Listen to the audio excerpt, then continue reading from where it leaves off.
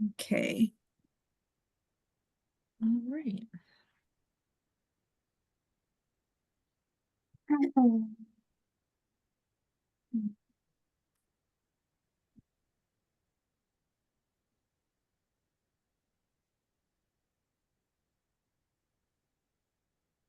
In progress, Nick is meeting today. Not for 4.3 law.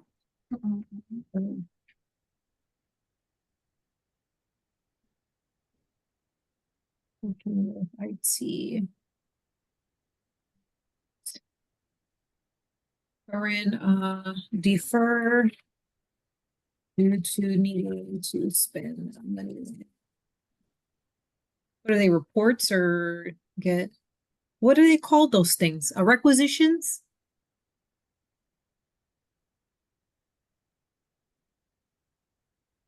Money spent. Purchase Spend money, that's order. it. Okay, Kara. In process. Eric, okay. How are you doing? It's coming along. Okay.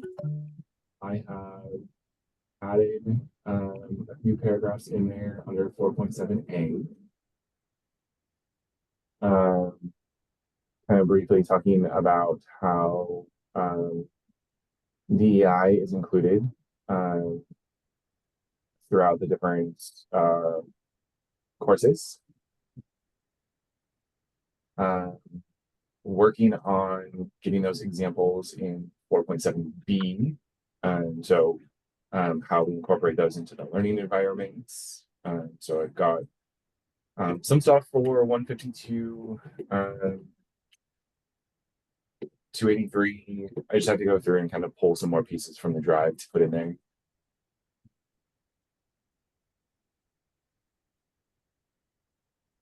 Speaking of that, can I make a comment? Yeah. So we don't really have anything in the psych clinicals that relates directly to that, but what I did have them do is do the one with the young boy. And that is psych and also has things in there about gender dysphoria and things. So could we incorporate that in so that everyone does it? So we do have a DEI inclusion in our clinical? Just a thought. It's definitely something we can look at as we move forward.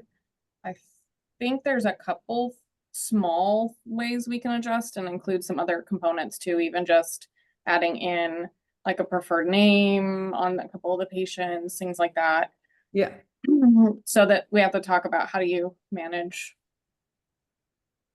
those different components with those same patients. Right. Do we right. know what's the name of that case so that I can?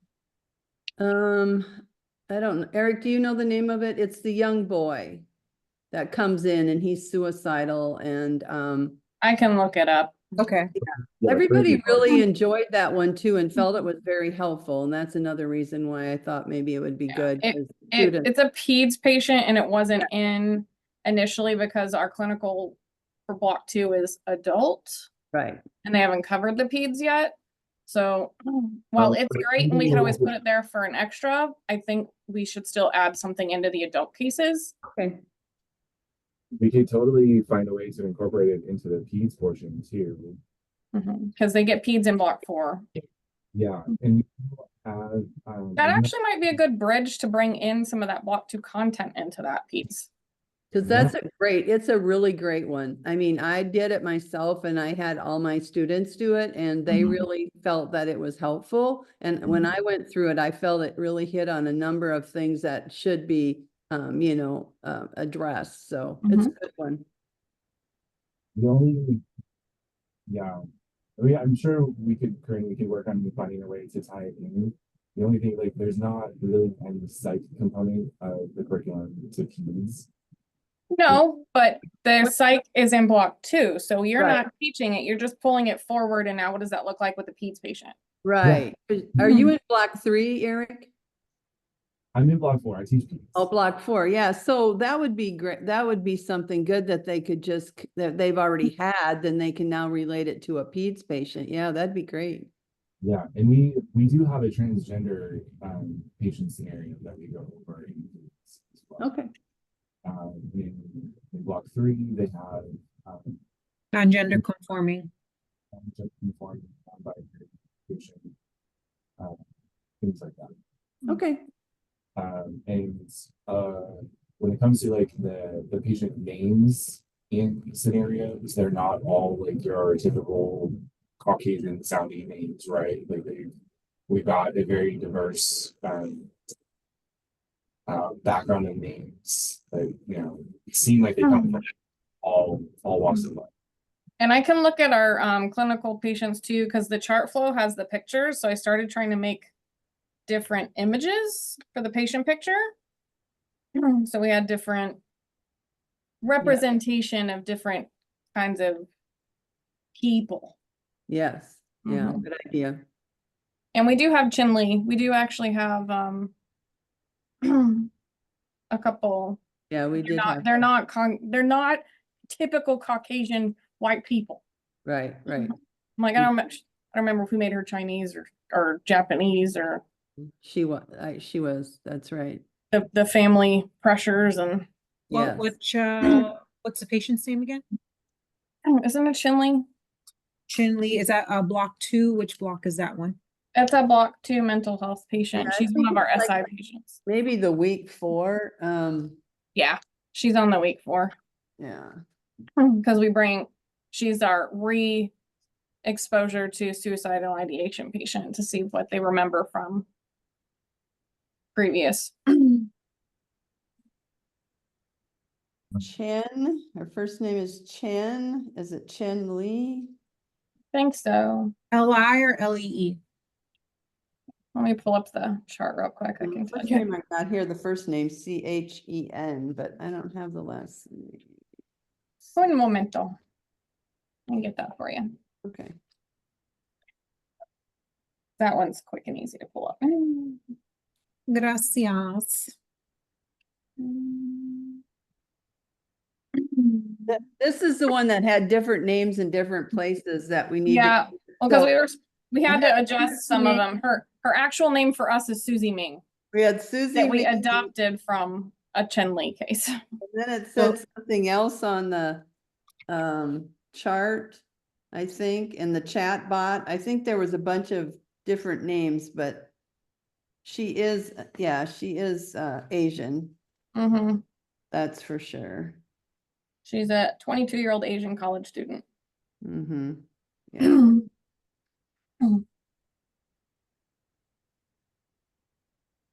Suicide via acetaminophen overdose. Yeah. Yeah, that was a good one because we did bring in cultural things and her family and the pressures and all that kind of stuff. That was a good one. Mm-hmm.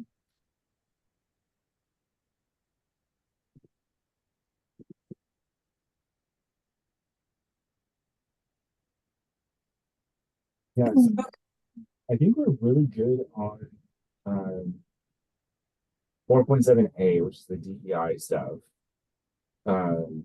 You know, the other piece of it too, you know, we talked about the different blocks, but the other piece that I was going to put in there was just our overall like lab and simulation space in general. Mhm.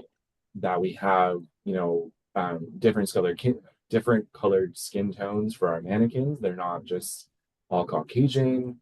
You know, so We're getting some face masks too. Oh, good. That'll help. so the representation of Only a the few, but yeah.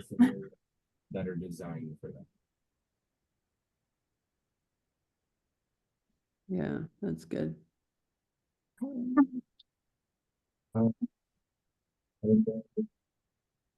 the other pieces of that I'm still kind of working on because they're a little more to it.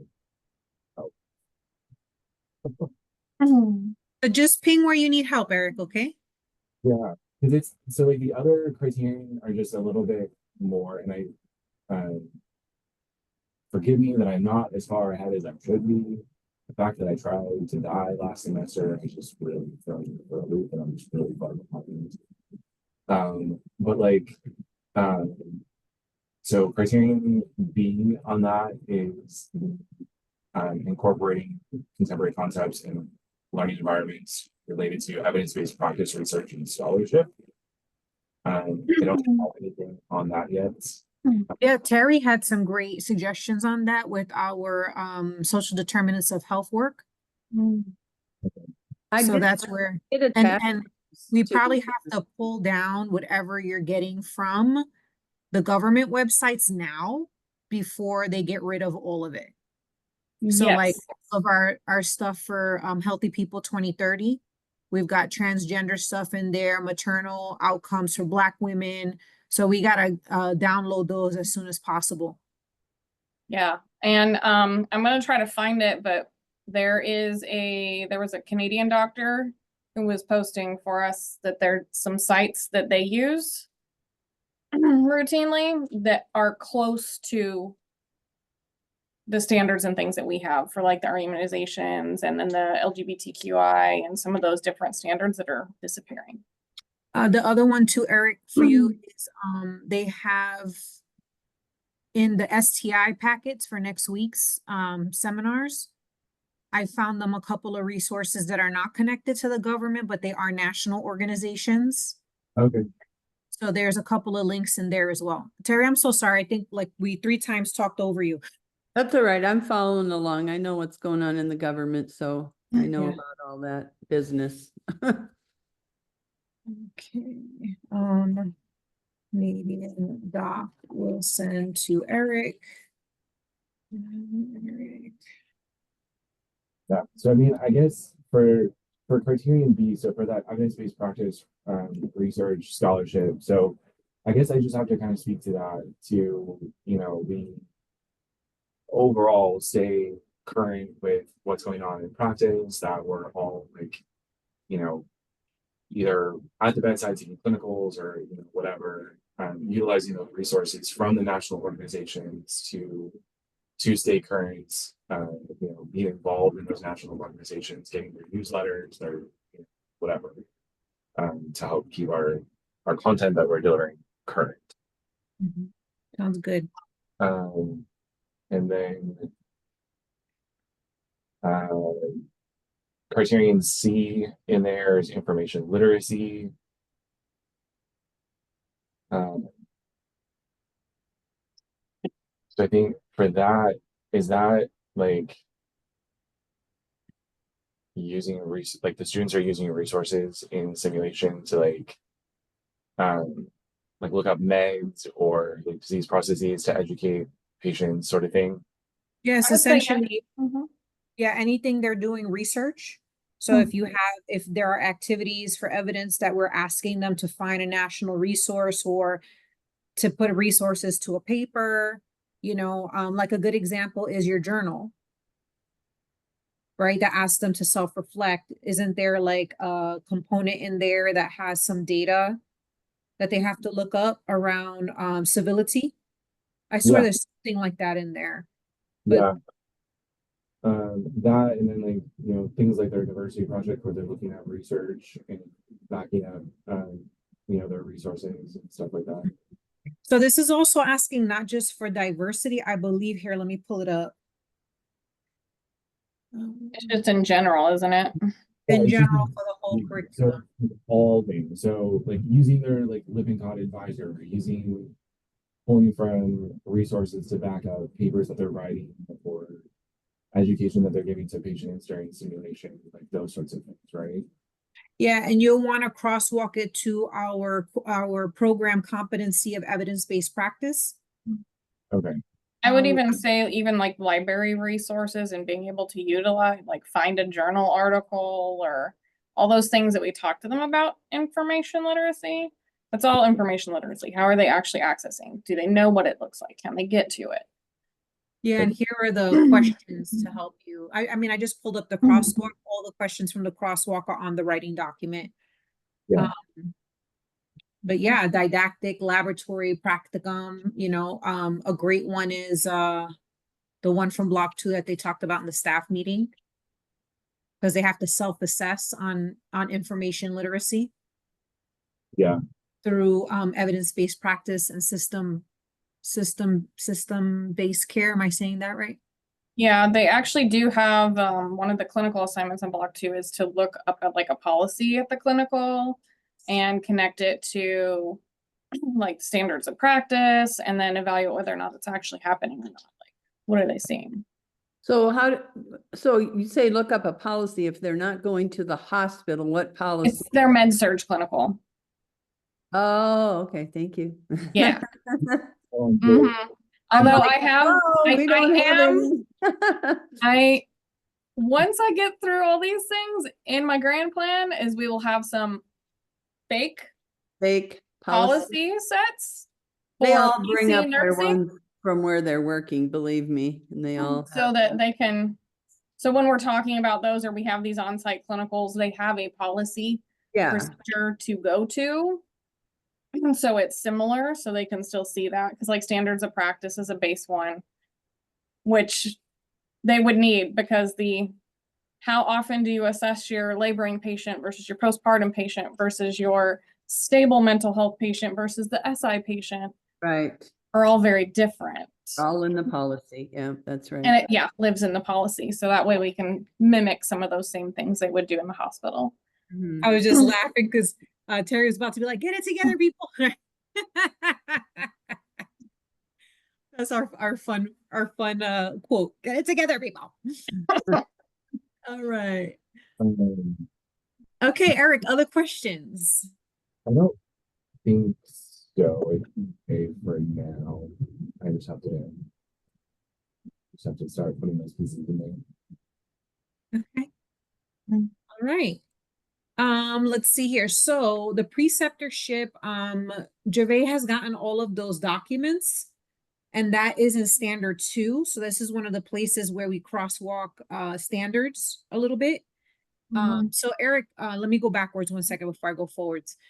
All the things that we have planned, please add that into your writing, you know. We do have a plan to add in policies for our on-site clinical, la, la, la, la. Okay. Yeah. You know, at the last staff meeting or at staff meeting on so-and-so, recommendation, you know, all blocks will incorporate a reflection on how students have met the course outcomes. I mean, the program outcomes per block, like that kind of stuff. Okay. And then we would connect the meeting minutes. Yeah. Right? Or on meeting so-and-so. So something to that effect. All Okay. right. So I tell you about Margie and them, about the preceptorship. Gervais is still working on that. And then I too need to get it together to finish the work that Courtney has done. So I've been saying that for weeks, but it's happening this week. All right. Other updates, thoughts, questions, recommendations. And then I know for you, Terry, Constance, I believe, has done comments for you. For me? Yeah, because I think you had requested some comments. No, I just was going to be listening and learning. I Oh, did. that's right. Okay. I did put some stuff in there for Eric. Did you get it, Eric, on the social determinants of health? I addressed it to you in the document. Oh, this was before last year when you told me to do it, Marilyn. Was 3 months ago, 2 months ago. Okay. On the writing draft. Yeah, in here where she showed me how to attach something and put it to you. Attention, Eric. Probably.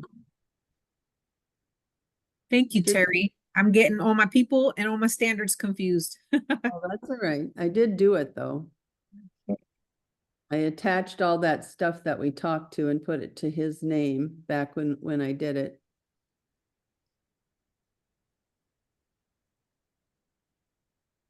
So,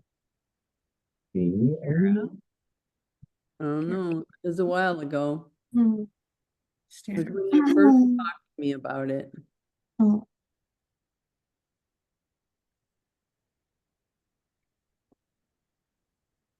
let's see, like for where criterion 4.7 is, and I see some from Maryland and from Constance.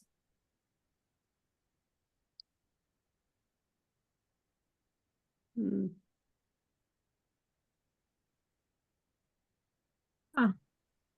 Sorry, I'm just quick scanning. Sorry to make anybody I cry. know, I did it and it was on there, it was showing up, but I don't see it now. Here, let's look at the crosswalk. Maybe we put it in the crosswalk.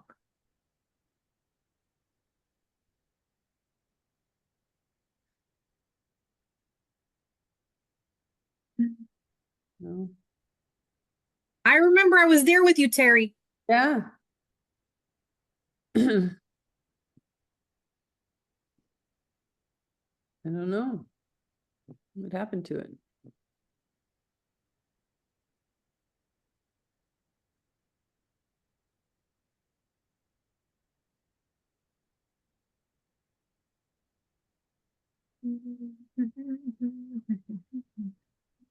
That is so weird. Would you I be so? remember seeing that comment somewhere too, Terry. Here's Oh, no- thank you, Corinne. Saved my day because it was there and I even went back in to make sure that it saved and everything and it was there. So it was a bunch of things about social determinants of health that I thought would have been really helpful. They had a really nice table and how we could use it more in our nursing. Yeah. Because, you know, the social workers and case managers at the hospitals are very busy. And so sometimes the nurses have to do it anyway. So. Well, Good. sometimes we're the ones that are talking to them and they say something and we're like, oh, Exactly. And you that's know, the problem. It's not that they're not compliant. They have barriers. yes, yes. And we need to be able to assess those to even make the referral to the social worker or the case manager. So Very true. it was just good information.